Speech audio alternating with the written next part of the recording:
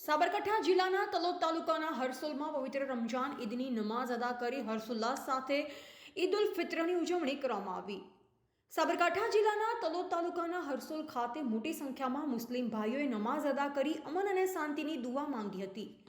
મુસ્લિમ બિરાદરો દ્વારા એકબીજાને ગળે મળી ઈદની મુબારકબાદી પાઠવી હતી। ગઈકાલે ચાંદ દેખાતા મુસ્લિમ બિરાદરોએ આજે ઈદની નમાઝ અદા કરી।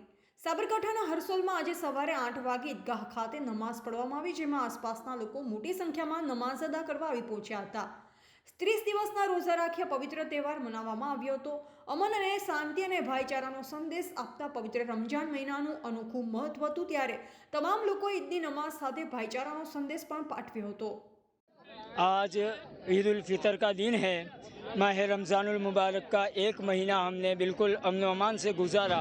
उसमें हमारे तमाम लोगों ने रोज़े रखे, इफ्तार, सहरी, तरावी वगैरह। और मैं आपके न्यूज़ चैनल के माध्यम से पूरे मुल्क हिंदुस्तान में ये पैगाम देना चाहता हूँ मेरे सभी हिंदू मुसलमान भाइयों को कि मुल्क हिंदुस्तान में अमन व अमान को कायम रखे।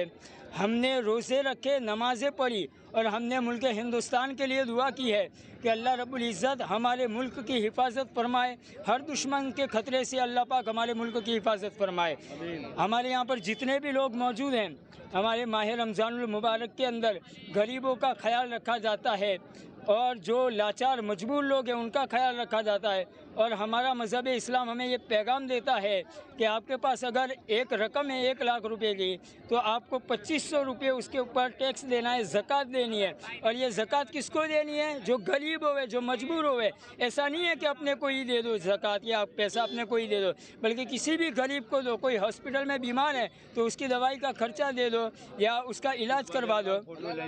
तमाम मुल्क हिंदुस्तान में ये पैगाम पहुंचाना चाहता हूं कि अमन व अमान को कायम रखे।